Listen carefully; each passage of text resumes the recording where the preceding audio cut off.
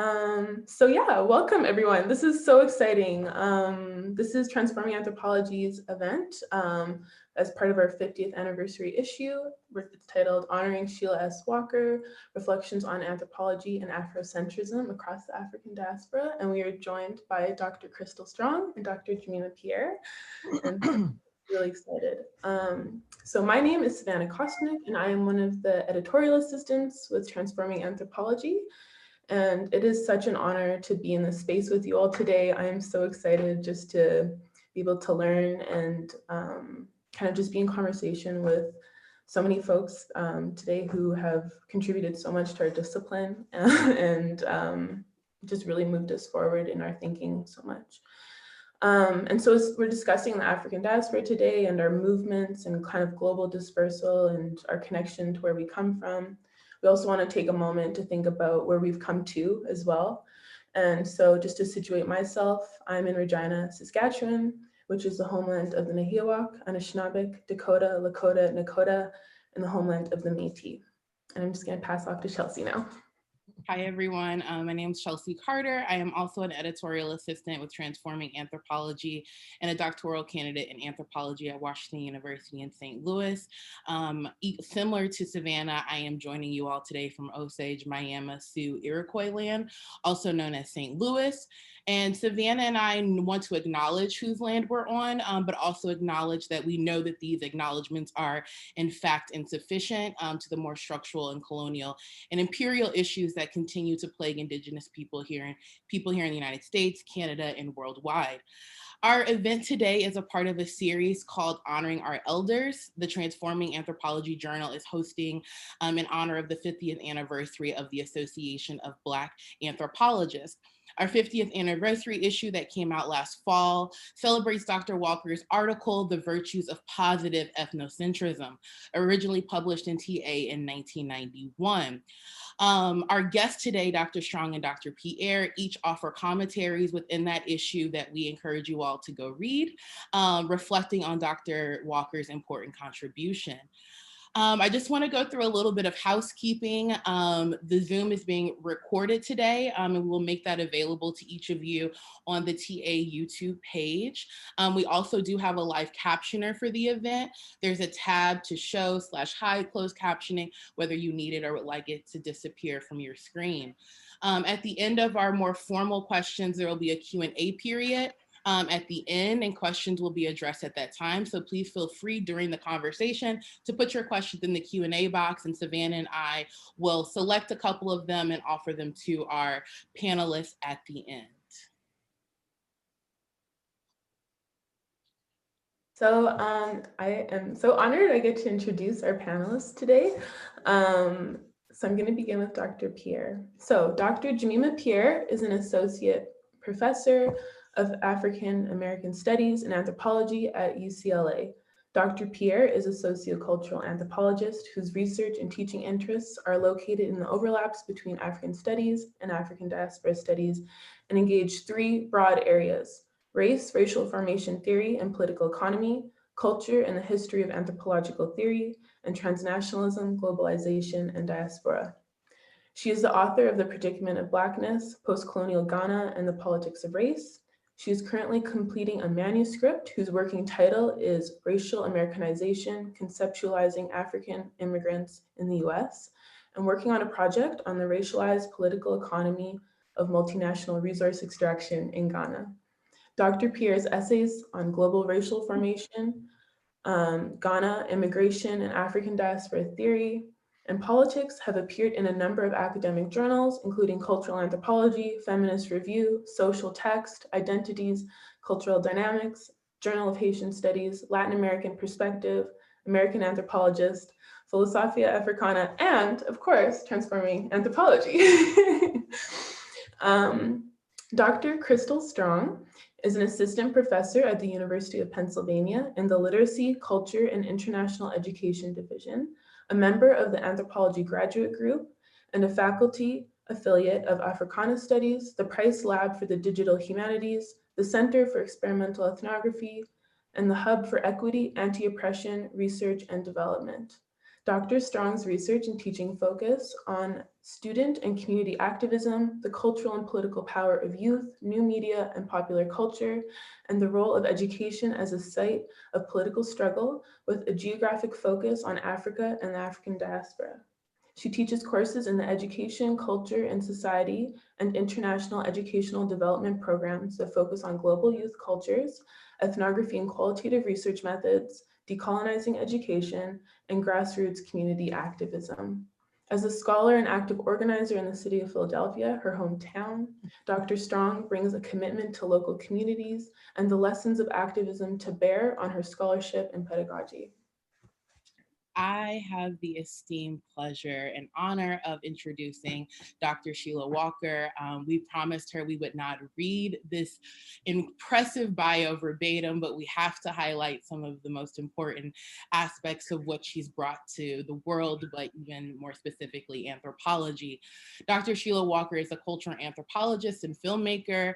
She is currently executive director of Afrodiaspora Incorporated, a nonprofit organization that develops documentaries and education materials about the global African diaspora. She's done extensive field work, lectured, consulted, and participated in cultural events in much of Africa and the African diaspora. Dr. Walker was director of the Center for African and African American Studies, the Annabelle Iron Worshman Centennial Professor in the College of Liberal Arts, and Professor of Anthropology at UT Austin. She was also the William and Camille Cosby Professor in Humanities and Social Sciences, Professor of Anthropology, and Director of the African Diaspora in the World at Spelman College. She's edited several volumes, including African Roots, American Cultures, Africa and the Creation of the Americas, which was published in 2001. Knowledge from the Inside, Afro-South America, Speak of Their People and Their Histories, which features chapters in Spanish and Portuguese by Afro-descendants from all Spanish-speaking countries in South America. She's also produced a documentary, Scattered Africa, Faces and Voices of the African Diaspora, which came out in 2001, and the film Slave Roots, a global vision for the UNESCO Slave Root Project. Her most recent documentary, Familiar Faces / Unexpected Places, a Global African Diaspora, was shown at the United Nations at the 2018 Black History Month program for the UN International Decade for People of the African Descent. Dr. Walker's legacy can be seen in her push to centralize Africa as not a remnant of the past, but as an important interlocutor of contemporary global politics in our contemporary moment. Please join us in welcoming our wonderful panelists. Thank you so much. Wow. You're impressive. What can we say? My father always said, you got to do something. Thank you so much all for joining us. And I just wanted to start off with a question. So for those of you who don't know, Dr. Walker helped to establish Transforming Anthropology when she was a grad student, and it was initially a a newsletter, News from the Natives. And I had the opportunity to speak with Dr. Walker a few weeks ago, and she shared with me like the original volume 1, like first scanned copy. And in that issue, which 1973, that's when that was made, there's a little portion of it that I just wanted to read, just to like kind of preface my question. It says, so this is 1973, volume 1. One major problem of which many of the younger generation of Black anthropologists have become aware is our lack of knowledge of our intellectual genealogy. We do not know the senior generation of Black anthropologists. Since we can't tell by the names, we can't make the deliberate effort to seek out their works.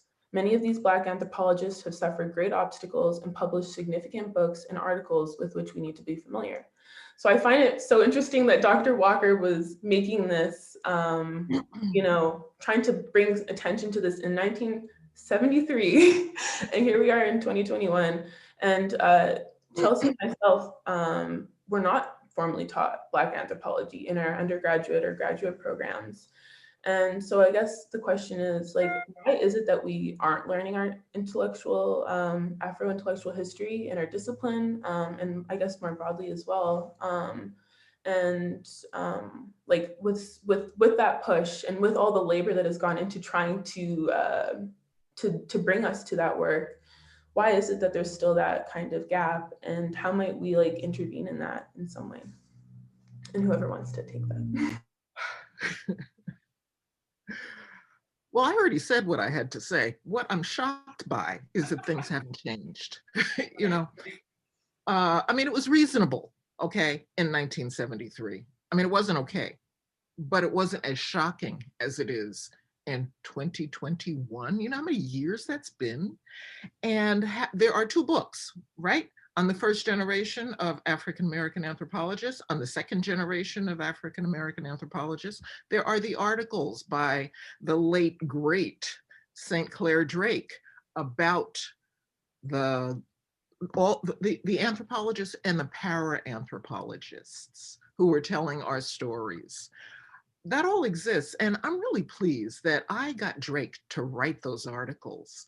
I mean, he was a prolific speaker, and he'd been every place when you needed to be in those places, but he didn't have time to write because he was doing other things. So I begged him, and as a result of my begging him, he wrote 3 articles that I think are really seminal for us to understand the history of Black folks, not just African Americans, Africans, people from the Caribbean, in the development of the discipline of anthropology. But I guess we can't count on anybody else to tell our stories. So it's up to us, I guess, to continue to insist that we need to tell our stories. We need to cite our elders, and we need to teach our stories to everybody. Because, for example, I went to the University of Chicago. When I was there, and I only learned this way later, St. Clair Drake, who had written the classic urban anthropology book, Black Metropolis, about Chicago, taught at Roosevelt University, about 20 minutes away from where I was. He was never mentioned by these people at what I had been told was the premier anthropology department in the United States. It was very disappointing to be there. Let me say that. So, we like to think things have changed, and a lot has changed. The fact that we are here, that's great evidence that things have changed, but not enough. I mean, when I was, first of all, thrilled, shocked, ecstatic that my article was chosen as groundbreaking. And, I found it, went through all my stuff, right? And there's my 1991 article. I think it is absolutely relevant today, and it should not be relevant today. Things should have moved along. I mean, when I started to read it, I thought, oh boy, this is going to be old stuff. No. So those folks who commented on it, what do you think of, what are we going to do about also, not only what do you think of, but what are we going to do about the fact that we are not told our stories? Although there is the book on the first generation, there's the book on the second generation. Why aren't they used in anthropology departments? Why aren't they required? Well, I thank you, Sheila. It's so great to see you. I haven't seen you so long, and I keep, looking at you. I'm like, I haven't seen you so long. It's so great. But and also I have to say, I wore red because Sheila loves red, and she always had on red, and so I remember that as a grad student. But yeah, I think you're right. I mean, we say this all the time, and part of it is anthropology. Is part of the broader, social structural system that we live in a white supremacist world, white supremacist society that replicates itself, right? And anthropology is one of the places where that continues. And so part of it is to acknowledge that and then do our own thing. And that's what I always appreciated with Sheila is she never, she always did her own thing, even, and I say this in my pieces, even as people were critiquing Afrocentrism and talking about essentialism in Africa, or those of us who talk about Africa were being essentialists, she did her own thing. And I think that's the lesson we have to learn is you don't wait for white people to cite you, right? You cite yourself, you cite each other, and then we keep it moving. And this necessity to ask for a seat at the table. For me, I don't want to be at that table, and we don't necessarily need it, because we actually can take care of our own, and the work is there, the numbers are there, and we can just keep it moving. That's my view. I don't know what you're thinking, Krystal. Well, I'm thinking along the same lines, and I have to say what an honor it is to be in this conversation with two women who just have meant so much to my own thinking and work.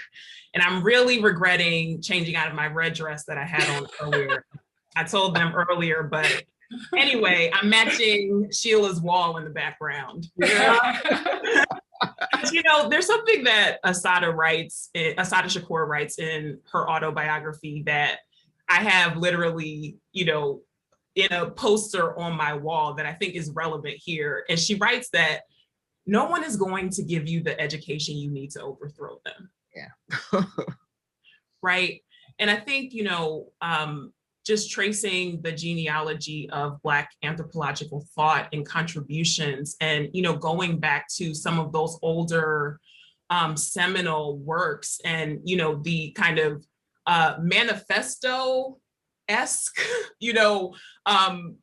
disposition of the works, which is really announcing itself and Black anthropologists as posing a threat to the white supremacy of anthropology. Of course, we know that representation matters. It's not sufficient, but it matters when you don't see Black people on your, anthropological theory syllabus, when you are starting an anthropology program, which was the experience that I had, right? I went to Berkeley Anthropology, and, after the transition of John Agbu, and never encountered his work on a single syllabus. The department where he was a faculty member did not deem it fit to even engage with his work pedagogically. And so I think that this is unfortunate but expected. And so that is why it becomes so important to do this work ourselves, right? Especially if Black anthropology, if we imagine it to have a politic that is about Black liberation, right? That, we should expect this reception from this discipline and act accordingly. I was really enthusiastic about anthropology, and I still am. I still think that it is very useful, as obviously we all do. And I was a little, fortunately, I didn't start learning about anthropology in a classroom. I started learning about anthropology in Africa. I went to Bryn Mawr. Krystal and I were talking about this earlier. I was the last only colored girl in a Bryn Mawr class. So it wasn't horrible. It was a cultural experience. But what it required, it made me need some balance. And so I found an exchange program, the Experiment in International Living. Obviously, most of the countries to which one could go were in Europe. But in my year, I could also go to Cameroon. So I went to Cameroon in Central Africa. And I lived with a family that at that point, this was shortly after independence, they were very Pan-Africanist. So that's where I learned about Pan-Africanism in Africa. And so the whole idea of essentializing Africa, I never had that possibility, because Africa started out as absolutely real. It was in Africa that I learned about the African diaspora, because these Africans who had not gone to a fancy college like I was doing at the time, they knew so much more about the world. They asked me all these embarrassing questions, right? Do you know about Sparrow from Trinidad? I'm from Jersey. Why am I supposed to know somebody from a Caribbean island? Do you know about Pelé from Brazil? No. But, I was cool. I didn't try to manifest my ignorance. But for them, this African diaspora was part of their sense of their extended African family, and I was a part of it. I learned there. And so that gave me a responsibility to diminish my ignorance some and to begin to essentially study against my Eurocentric education. So that's where it began. And, you know, consciousness is irrevocable. So once you're on that path, you can't really get out of it. You can't back off and decide, oh, I'm just going to be colonized. Nah, it doesn't work. And at the University of Chicago, my professors went out of their way to try to teach me that we, US African Americans, had no culture. Right? Famous sociologists were writing that, getting grants from famous foundations to write about us as a problem and insisting that we had no culture, whereas the United States government, starting in 1956, used our culture as what they call cultural diplomacy. That's how jazz got to be known around the world. Jazz was acknowledged by President Eisenhower, not a major leftist radical, as the high culture of the United States.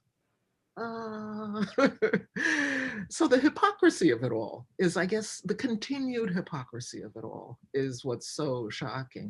And understanding how present Africa has remained in the Americas, how fundamental African knowledge was to the technological, intellectual, civilizational creation of all of the Americas, Chile to Canada. That's what America means to me. It doesn't mean United States. How can that all be left out of the story and have people think that they're telling the story, the universal story, right? Absolutely, Dr. Walker. Can you share with us a little bit about kind of what influenced your kind of notion of positive ethnocentrism and how that shaped kind of the way you oriented your work within your TA essay? And then also for Dr. Pierre and Dr. Strong, how you've taken up positive ethnocentrism and Afrocentrism at large within your work and your lives as anthropologists. Okay, I need to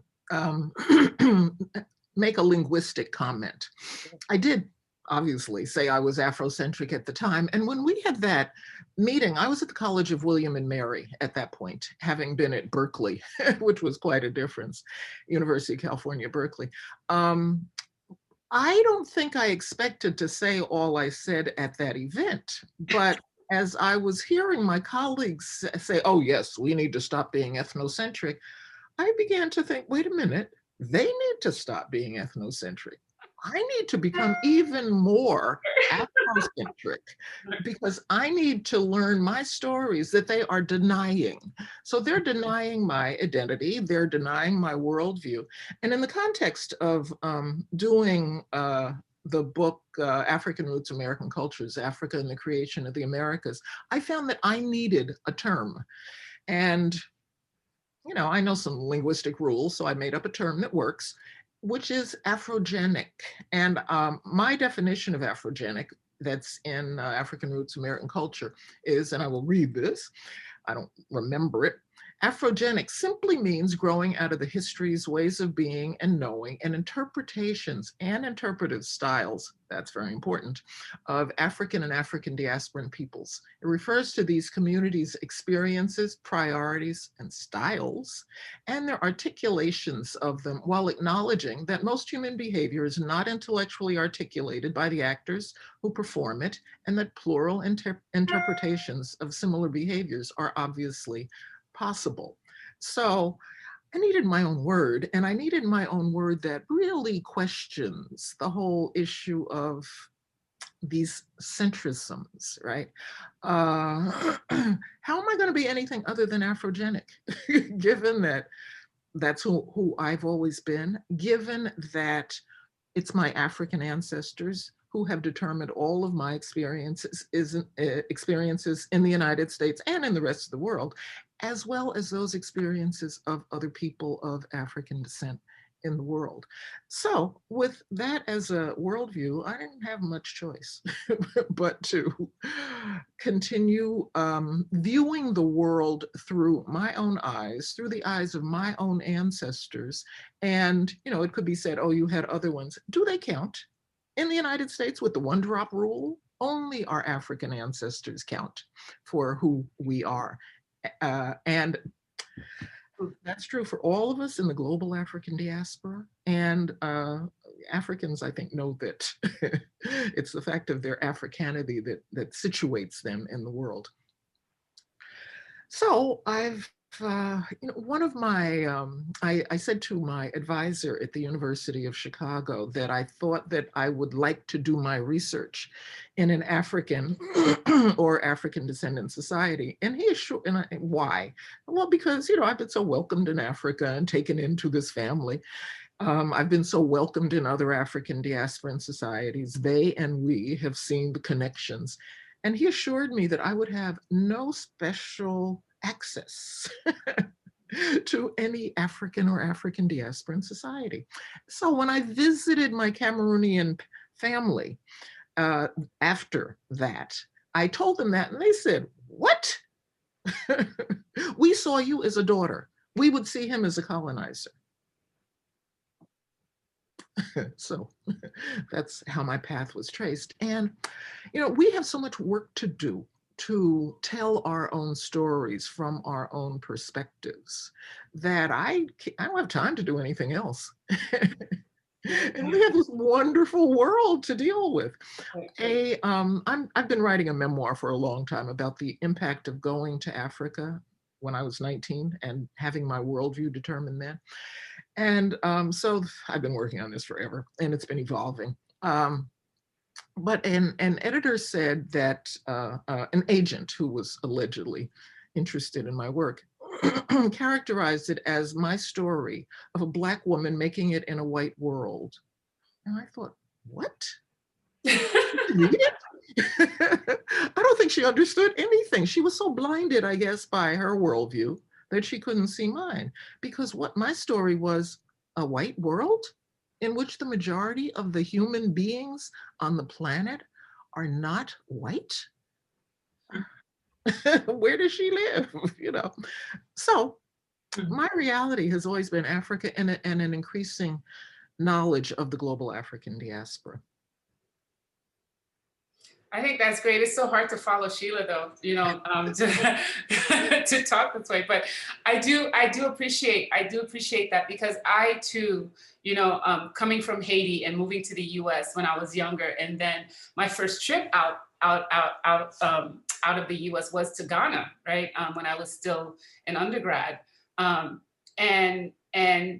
landing and feeling like I was back in Haiti, because I hadn't been in Haiti in 10 years, and really understanding a particular kind of connection that I didn't have in the US, with people, and also feeling invisible, which is good actually, in that space.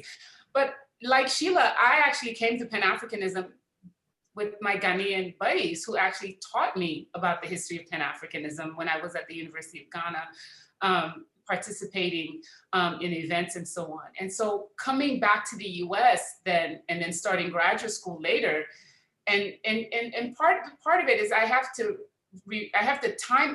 historicize this, because I started grad school in the late 90s when there was this really big backlash against Afrocentrism. And partly because, and I say this in the piece, partly because people equated Afrocentrism with Molefi Asante, right? And not with Du Bois, who actually coined the term Afrocentric, right? Mm-hmm. But also, and then not with the way Sheila describes Afrogenics, Afrocentrism in that piece, that this, this celebration of the connections of Black people across the world, right? And recognition and celebration. And so I spent the entire grad school fighting against being called an essentialist because I was interested in Africa, right? And I do think there's something to be said about that, because if you go back just 20 years earlier, that wasn't the case. When you think about Sinclair Drake, you think about, and I have to say I was trained by Sinclair Drake's, students, UT Austin, where we all were. So we had a very a distinct anthropological experience. But it is interesting to me that just a decade earlier, this connection, the conversations around African cultural continuities in the diaspora, connections between, you know, Afro-Atlantic dialogue, as Matori calls it, right? These conversations were always ongoing and transformative to both sides. That just disappeared to me by the late 90s when we started graduate school. And so it was really shocking to come from Ghana to start graduate school and then be told that, you know, thinking this way was an essentialist way of thinking. And so I do think my entire career, and I say this in the piece as well, has been fighting against that, you know, that. But then I thought about Sheila when I reread her piece for this celebration.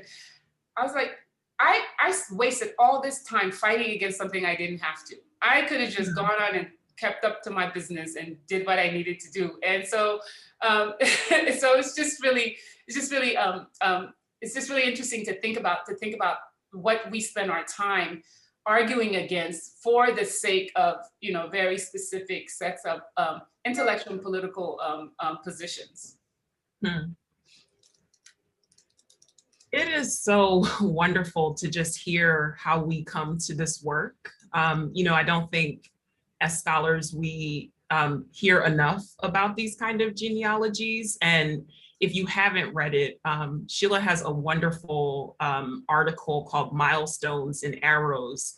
A cultural anthropologist discovers the global African diaspora, which, you know, at times you learn about lives and bodies of work such as Sheila Walker's, and you're just like, you know, it's almost baffling how vast it is. And, you know, I have elders here who are, you know, also scholars or activists who have these vast Pan-African lives. And it's so just wonderful to, you know, read and even listen. And I think in that piece you call them your itineraries of discovery. And so anyway, having said that, I come similarly to what's been described, you know, I come to Afrocentrism, positive ethnocentrism, not as an intellectual project or a professional praxis. You know, I come to it as a Black woman who was once a Black girl growing up in a Black city that understands itself as Pan-African in very intentional ways. So my encounter with Afrocentrism is Odunde, which is the largest African street festival in North America here in Philadelphia. You know, I come to it through Freedom Theater, right?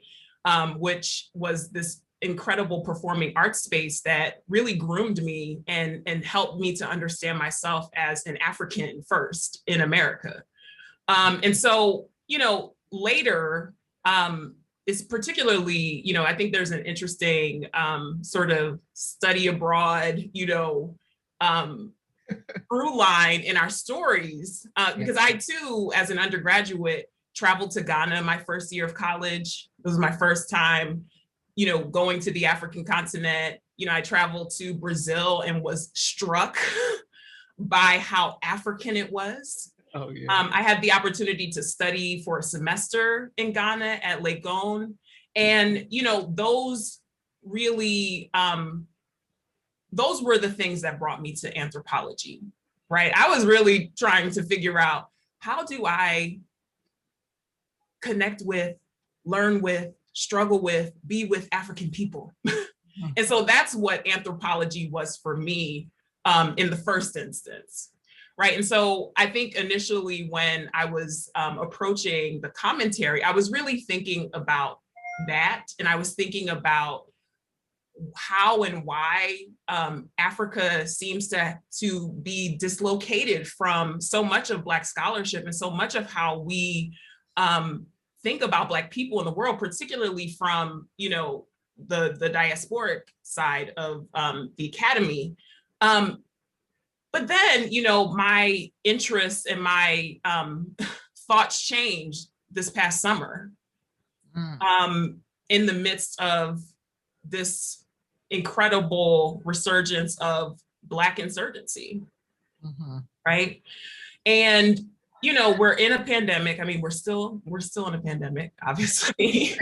But, you know, I think about this past summer, which for me as an organizer is one of the most just treasured periods of my life as an organizer, to see Black people in this, you know, land rising up at the level that we were, you know, the conversation around abolition and you know, how close at hand a certain kind of freedom felt this past summer. But at the same time, you know, one of the things that felt so present in your piece in rereading it was the dynamic you described in that seminar is exactly what so much of us experienced after the murder of George Floyd and the, you know, solidarity statement industrial complex and the task force industrial complex and the ways that our institutions exhaust us by pretending to care about our lives, right? And we know that nothing will come from it. And so to me, rereading that piece, and there was a part that I sat with for days after, you know, in the midst of all of these things. And you write, let's see here, I had it saved. I am ethnocentric, and I have absolutely no intention of ridding myself of my ethnocentrism because I like it. Love it. And I, you know, unfortunately, you know, this conversation and the conversation, the last TA conversation, you know, there's this UT Austin FOMO that I now feel. Like, why didn't you go to UT Austin? You wouldn't have had to fight the battles you fought in a department where African studies is done by white people. Which is a fundamentally different orientation, right? And so what brings me to anthropology is kind of forced in a way to be a kind of hidden agenda as opposed to an explicit agenda. And so when I read you say, I have no intention of ridding myself of my ethnocentrism because I like it. You know, you talk also about how your people and this culture are sufficiently fascinating to make them and it the center of my research career as a professional anthropologist. And then you talk about ecstatically participating in the many manifestations of that cultural orientation. I was like, man, no, it was I'll be honest, it was a lifesaver to me in a lot of ways, because yes, there is the part of positive ethnocentrism that is about the way that we understand ourselves as Black people. But what got me, particularly at the time of writing this, was I like it. And there's something about, you know, that self-possession that I'm going to do me-ness that I think is so important for us as, you know, Black folks who choose to be in anthropology, who choose to be in the academy, when there is so much work for us to do as Black people. And so I just want to say thank you for writing that, you know, and the kind of permission that offers, you know, I think is so important and is not something that we see enough. Wow, thank you. And thank you for citing my very highly academic language. That reminds me of something for which I was highly criticized in academia: popularizing. Right. Now, that word was even more of an anathema in academia than essentialism, right? But, you know, I did that because, and I was criticized by some of my elders for, well, why are you writing for essence? Why are you writing for ebony? Because a lot of people read Essence and Ebony. And I felt that and read, as I felt that as an African American anthropologist, having had all of my interesting experiences in Africa, elsewhere in the diaspora, that it was a responsibility of mine to share that knowledge and to share it as broadly as possible, and to share it in venues in which regular folks, not the rare breed of academics, read it, understood it, and understood their own lives better, and sometimes made changes in their lives. I met a young African-American woman, young at the time, as was I, who said, I read your article on Bahia in Essence. I had to go there. I wrote an article on African-American naming that was in Ebony. And I got letters from people saying, my name is Cuffy. I didn't know that was African. My name is Kwashi. I didn't know I had an African name. And you know, in talking about, I need to refer back to the issue of essentialism, because it was real, and it's still real. You know, African Americans, African diasporans, in our efforts to know Africa, but without the privilege that we have had in actually being there and having our Afrogenicity founded in African experiences, have created an Africa that, you know, is not exactly the Africa that we know. You know, when I was in grad school, Africans spoke Swahili. Well, I had a problem with that. You know, I knew that that wasn't true. And I also understood why we felt the necessity to create another set of norms for ourselves, Afrogenic norms in reality, but not based on any kind of real Africa, but based on a truly essentialized Africa. And so it's up to us to fight against that too. But I have found it really rewarding to share the kind of information that we gather, that we generate, and that we're supposed to constrict into articles for the Journal of Obscure Affairs that nobody reads. So, I mean, currently my goal is to share us as broadly as possible. Nicolas Guillen, Afro-Cuban poet, said, sin conocernos nos reconoceremos, in one of his poems. I don't love the rest of the poem. I just use the part I like. And it was in going to other places in the African diaspora, to translate that, without knowing each other, we will recognize each other.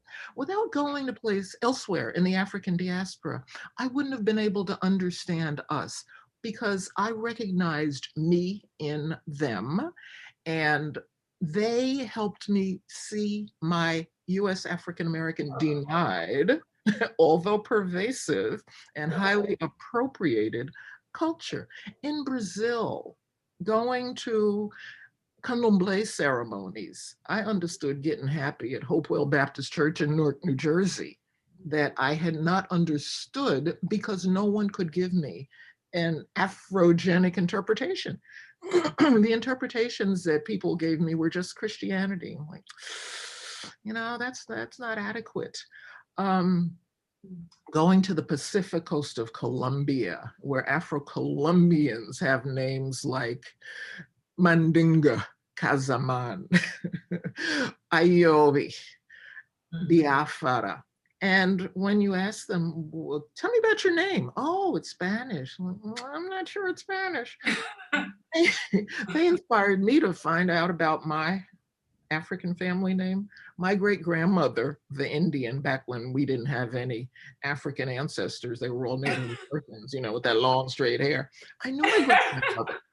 I knew her. I didn't know her name was Amelia Congo. Nobody told me that part. So it's only, in my experience, by knowing ourselves in the world that we can know ourselves at all. And, you know, how can Africans know themselves in the world if they don't know what happened to Africa? They have to know me to understand themselves, just like we need to know them to understand ourselves. So that's all. And oh, let me say something about, in addition to words are really important.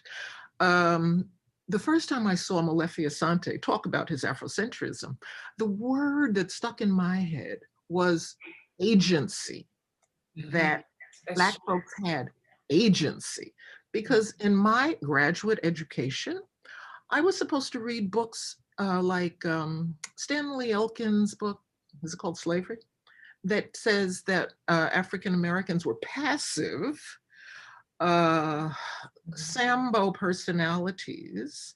And I thought, passive? So that whole issue of agency, all that, oh, we accepted slavery because, all those myths of, yeah, Africans were adapted to that. Well, that's just not true. And were it true, I mean, the whole use of the term slave, suggesting that passivity, and Césaire, one of the fathers of negritude, talked about the chosification, the thingification. Well, I'm not about to thingify my ancestors. On the contrary, if you think about all that these presumably passive people did in the Americas, creating new languages, the Creoles of the Americas, okay? Creating new spiritual systems, bringing all that gold technology, all that agricultural technology to the Americas. Passive? Give me a break. But we had been told that they were passive, and we didn't have a basis for understanding all that they contributed, all that they brought, all that they implemented, and all that we still have on a daily basis. Teaching at the University of Texas, right? Obviously, most of the people I taught about the African diaspora were not visible African diasporans in the contemporary sense of the term. And so students would say to me, I have blonde hair and blue eyes. I'm white. Why am I interested in this? And then after your class, I realized, I use African words every day when I say, wow. And so these white students said, I too can be proud of my African heritage. They got it. They got it that Africa is pervasive. Now, we will see, we got all these recent allies as a result of, I think, the embarrassment on the part of some of our paler compatriots about their ignorance of who we are. Not that we know enough about who we are, but the kinds of questions, what? We've been here for a long time and you don't know that? Yeah, wow, that's been kind of shocking. And so now the issue is how many of our allies are going to continue to be our allies. There's all this talk about we have to get rid of white superiority. Well, okay, good. It's not up to us. That's not our problem, right? That's somebody else's problem. Our problem is understanding our huge global story and telling it and sharing it with us and with them, all of them. And knowing that humanity, all of modern humanity is African, period. So sometimes I give talks and I ask, who's of African origin? And there are always people who raise their hands and say, me, irrespective of appearance. And there are people who don't raise their hand. And so I have to ask those others, I need to know who I'm talking to, right? Well, what planet are you from? If your ancestors are not part of the modern humans, Homo sapiens sapiens, who all evolved on the African continent. I love this. How do you top that? I get carried away. Sorry. No, I had to quickly say though, you pointed something out, Sheila, that has always pained me because we're so much harder on ourselves, and the critiques of Black people who are trying to claim some kind of African heritage was always so much more than the critiques of white supremacy to me. And a lot of the times was just like, oh, you don't know Africa. And then, the white Africanists would tell you, right. We also forget that African studies became white only in the 60s. But before that, it was the Black people doing, the Black folks at Howard, right? Yes. Doing African studies. And so part of that is, Black students are told that they don't know anything about Africa, and whatever they're doing, trying to create that connection or acknowledge it, there's something wrong with that. And a lot of people spend a lot of time critiquing African Americans in particular, and those from the diaspora, for trying to find this heritage or trying to claim it. And I do think we do need to step back and think about, and I love the way he was like, of course it makes sense to create an essentialist Africa. We haven't been given, another option. And I so appreciate you saying that, because it's just been so frustrating, to to write and talk about Africa and have this castigation upon, you know, our people. Yeah. I love this point too so much because, you know, without an essentialist Africa encounter, many of us would not even be doing the work that we're doing in the first place. And particularly, I mean, one of the things I appreciate so much about Jemima's work, and really the way you trace that fragmentation that happens when African studies becomes white is such important history to understand how things came to be the way that they are. And then, you know, you think about what's happening on the cultural terrain. And you know, there's a part in the Virtues of Positive Ethnocentrism where Sheila is really describing who her people are. Right, I love that. And I love it so much because right? Right, the concentric circles. Right. And, you know, what's very interesting to me and what is very troubling to me is the way those circles have become so much smaller. Yeah. Like at the collective level, at the popular level. And, you know, what's the political effect of that? Krystal, Right? explain the circle for people. Explain how she. Oh, I'm sorry. So there's a part, and I'm just gonna pull it up really quickly. It's in, you know, she's describing my people, the people that she's so ecstatically, you know, focusing her professional career on. And she talks about the inner circle being African Americans, and then it widens to include people of African descent, right? It's this kind of articulation of a truly Pan-African understanding of self, right? So Blackness and Africanness are, you know, occupying the same space, where I think we can talk about some of the politics of Black identity today. And I don't know that we can really say that, particularly when you see the rise of ADOS, African descendants of slaves, this whole notion of being a foundational Black in America. And, you know, what that politically means, right? What that enables or disables us from doing collectively, right? In understanding our conditions. And so I just so appreciate the naming of that and the historicizing of that. And also recognizing that there is a place for a kind of a strategic essentialism, right? That is a starting point, not an end point. You know, if I think of this, you know, the essentializing of Africa that I began when the 80s or so, I guess Africans had to start recreating a new Africa in the Americas as soon as they arrived. They had to recreate identities. They had to recreate cultures, which involved creating new cultures. And so all over the Americas, African descendants created new cultures, new spiritual systems.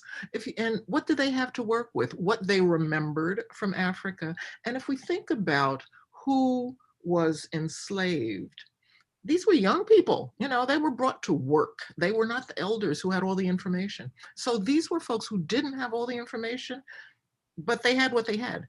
And with what they had, if we look at all they created throughout the Americas, I mean, it's incredible. And, you know, there's some places where our Africanity is so flagrant, like parts of Brazil. I mean, there's no, you know, you can't get away from it, right? But for me, it was a result of going to those places that I could see me. And it was in doing this book, an edited volume, I thought I had learned with African Roots American Cultures to never do another edited volume. And then I lost my mind and did another edited volume en Espanol. I studied Spanish for a year in a previous century, right? And I undertake this project, not alone though. This was sponsored by the United Negro College Fund Global Center to involve people from HBCUs. I had just left Texas and gone to Spelman, and to enable people from HBCUs to do projects with Afro-Latins, whatever definition of that odd term, you know, Latin, a dead European language, right? But I thought, I can't write about them. I'm from Jersey. Okay, I can write with them. And so I involved Jesus Garcia, who is a major Afro-South, let's use geography, Afro-South American Venezuelan researcher. And he was a diplomat also. He was the Venezuelan representative to Angola, to Mali. He was in Louisiana. He was a consular officer to Louisiana until things changed. But so together, we got together people from all the Spanish-speaking countries in South America to have them write about their cultures. And none of these folks was an anthropologist. None of these folks was a trained researcher. That's a privilege they didn't have.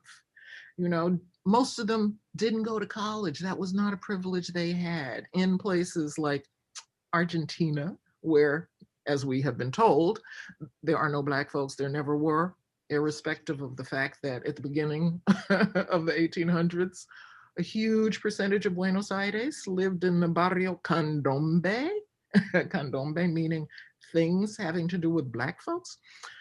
In spite of the fact that the national dance of Argentina, tango, has a Bantu name. So yet the president of Argentina a couple of years ago at the Davos Economic Summit said, oh, we're Europeans. Why did they dance the tango? But Jesus Garcia and I got these folks together to write their stories, which they knew even less than we know ours, because they have much less access to information. You know, we exist, right? They're told they don't exist. And I actually met people, and they shocked me, in Paraguay and Mexico, who said, oh, I'm not Black. Okay. So let's discuss this. Afro-Mexicans in California who say, no, I'm Mexican, I'm not Black. Well, you look Black. Oh no, I'm dark, but I'm not Black. But they don't know their story, and they don't have access to knowing their story. You know, we do have that access. But what they did, and all of these people, irrespective of having no training whatsoever, all the countries in South America, including the Southern Cone, where they allegedly don't exist, the Afro-Paraguayans who don't exist, according to Encyclopedia Britannica, the Afro-Argentinians who don't exist, Bolivia? No, come on. Chile? Of course not. They all came, they all told their stories, and they all learned what their ancestors had created in all of those countries. And they all found that their African ancestors had created some kinds of new institutions that involved what they brought from Africa, what they found, how they transformed what they found, how they Africanized Christianity, for example. Go to Brazil and look at what the Afro-Brazilians did with the saints. You know? Saint Barbara, oh yeah, that's Yansan. Okay. So I think, you know, the longue durée, right? The long term of our story. I agree with Jemima. We need to be a little more tolerant about ourselves and understand ourselves. But I think if we understand ourselves in the big picture, it makes it a lot easier. And to speak about those African studies departments that were created in the 1960s as a result of the National Defense Education Department, yes. Yeah. What were those? That was Cold War politics. Yeah, spying. Yeah. So there was a whole lot of Cold War politics throughout the 60s. It was communism or capitalism, the United States or the Soviet Union. And Africa was a pawn in all that. And so the National Defense Education Act was about creating Afro studies programs so that we could learn about Africa, so that we, in the sense of the United States, could define Africa in a way that served the interests of the United States, the West, as opposed to those other people over there. So Africa was really a pawn. So those departments were not made to learn about Africa for us or for Africans. You know, we just need to, it's very important to know that genealogy, that intellectual genealogy. Thank you. Thank you so much, Dr. Walker. Thank you. We have a question from the audience, and we were thinking we're pretty much out of time, but if y'all... We're just getting started. Yeah. This is just part one. Can we come back to part two? Yeah. I'm just gonna ask the question from the audience member, if you all want to jump in and respond to that. It says, Sheila, can you talk a bit about the role of African American culture in the diaspora, including our privileged position by virtue of the power of American cultural imperialism in the world? And I'm sure Dr. Strong and Dr. Pierre, if you want to respond to that as well. You know, doing this book with these Afro-South Americans, I couldn't have done it without my Afro-Venezuelan colleague and buddy and co-complicitor in a lot of activities. Because then I would have been the hegemonic North American coming in with money from North America, saying to these folks in the South, hey, I want you all to write your stories, okay? But he and I were equal in this. You know, I got the money because, you know, I'm the hegemonic North American, but we were equal other than the fact that I got the money. And I wound up editing the book because he had to go off and become a diplomat, which was wonderful. It wasn't like Venezuela had a whole lot of Afro-Venezuelan diplomats prior to his role. But so we from North America, one, we do need to acknowledge our importance in the diaspora. We are role models. That is true. Our civil rights movement was really significant for everybody else in the Americas. Our heroes, Martin Luther King, Angela Davis, Malcolm X, you know, you had a variety of possible perspectives there. Brazil, in Brazil, during the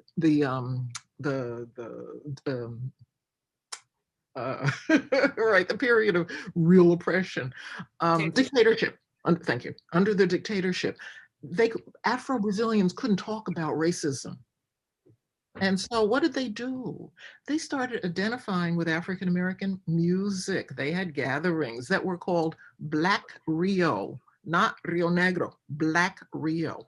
And so they were identifying with our struggle, seeing our struggle as similar to theirs, although they had been told that they lived in a racial democracy, not a segregated society like the United States.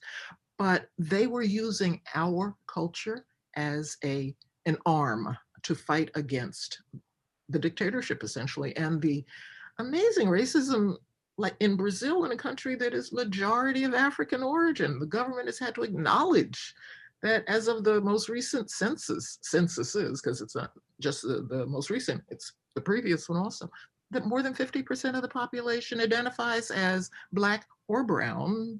They don't have, you know, the simple binary that we have. In a place with no one drop rule like we have, more than half the population says, oh yeah, I'm in. That's part of my reality too. I wanted to thank you, Sheila.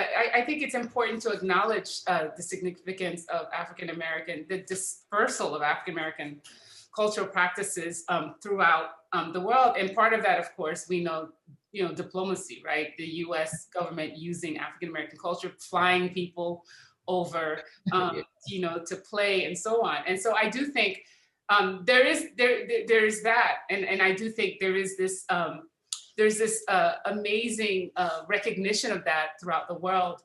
I do think though, as people living in the US, what we also need to, in addition to recognizing that African-American culture is all over the world, but to also use our position within the heart of the empire to actually fight against US imperialism abroad, right? And so part of that is like, we are in the heart of it, and we should be able to fight against, you know, the US promotion of like Museveni, Uganda, what's happening in Haiti. And so I do think, you know, there's a way that we can use the position that we have here, but much more than just cultural things, because it is the proximity, you're right, to empire that has allowed African-American culture to disperse and the privilege. But we also, a lot of us have known this, right? That the responsibility also is to fight against the empire on behalf of our brothers and sisters, I think. And I think that to me, that's how I would answer that question, you know, the both sides of it. And that's exactly where I wanted to go with it as well. Because what I hear in both of the responses is a kind of political and ethical imperative, right? And a responsibility, really, in recognizing, you know, proximity to empire, and recognizing, and that's not just empire in abstract sense, but the US Academy as an articulation of that empire, right? And, you know, I think one thing that I would have loved us to talk a little bit more about, and, you know, I would love a second conversation, or as many conversations as we need.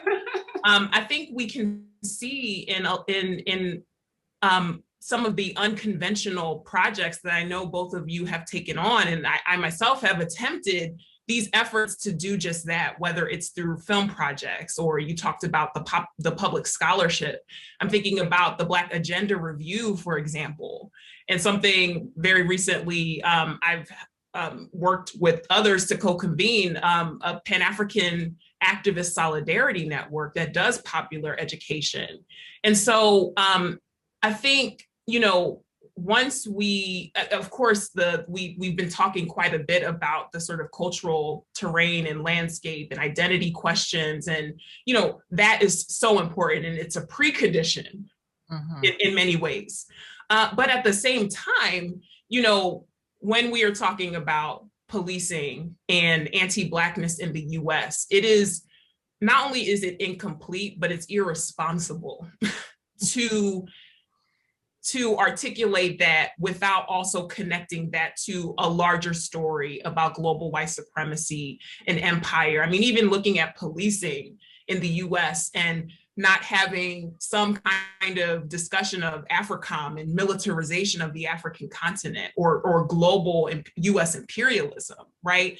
And so these are things that we can do and we must do, not just in our scholarship, but I think I'm very interested in thinking about how we are connecting to African people that are in Africa, how we are, you know, collaborating, how we are citing, how we are redistributing resources, how we are engaging in, you know,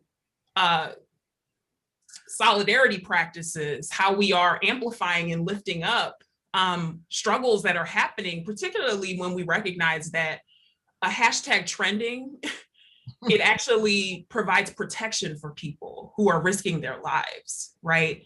So these things have very real and material consequences. Totally agree. Yeah, I think that we, you know, we have access to the information that can bring us together and to help us. I mean, if we think about policing, okay, George Floyd needs to be beatified, sanctified, become an orisha, a loi, because his death has unveiled so much. I don't know if we would have known about Beto being beat to death at Carrefour in Porto Alegre in southern Brazil had it not been for George Floyd. We wouldn't have known about Michel Ziegler being beaten by the police in Paris for having such a nice office in such a nice neighborhood. What was he doing there? So I think that what has become clear is that, yeah, global white supremacy, global police violence, unfortunately, in Africa also, against Africans who are on the wrong side of the regime. So we have to use our scholarship in ways that are pragmatic. And I don't really think we have much of a choice. I mean, I'm really concerned right now with the issue of how is the world being taught, you know? We in the United States are still, I'm not sure that the educational system has changed noticeably, such that the fact that the majority of the people who created the Americas came from Africa, that's basic. Why don't we know that? So how are we going to just change the educational system, change the mindset? Change the, you know, education is compulsory, right? So we're being force-fed lies, and not we in the United States, right? We in the Western Hemisphere, based on genocide and slavery. If we know the how it all started, then it becomes pretty simple to understand. So I think that one of the areas in which we need to have more impact here in Africa, Africa needs to know its story. It needs to know that those countries are fake. They were created in Berlin at the Treaty of Berlin in 1885. No African was at the table at that point. So what the West sees, oh, those dysfunctional Africans, they have these fake structures imposed upon them. They had their own structures before. They had empires, they had kingdoms, they had much more democratic societies before. Do they all know that, or are they also victims of a compulsory education, racism, colonialism? They're white superiority is white superiority. But I do like to think that some of our new allies are going to join the struggle and understand what their responsibility is too, their ethical responsibility, their political, their human responsibility. Having benefited, don't they have some responsibility to try to rectify the story? And it's not our story, it's everybody's story. Everybody's in this story. We're in different positions. But so I hope that our allies will step up to the plate. Thank you so much, Dr. Walker, for that amazing response. And thank you to Dr. Strong, Dr. Pierre. This has been truly incredible. I hate to wrap it up. We could go on and on and on. This is such an important conversation, and I'm so grateful that we've had this space together and this opportunity to learn from your rich scholarship and just to be full of so much wisdom. So thank you, everyone. We're gonna wrap up. And again, thank you to all of our panelists. Thank you for all the attendees for coming and contributing to this conversation. And yeah, it's just so much gratitude. So thank you. And also thank you to TA, the team as well, for helping put this together. So just thank you so much, everyone. This has been truly spectacular. Thank you so much. Thank you all. And I propose that this be the beginning of a series. I think that's part of our ethical, political, intellectual, and Afrogenic responsibility. That would be great. Okay. Awesome. Mic drop there. Mic drop there. Thank you so much, everyone. Hope you have a lovely rest of your day. Take care. All right, take care. I thank you. Everyone.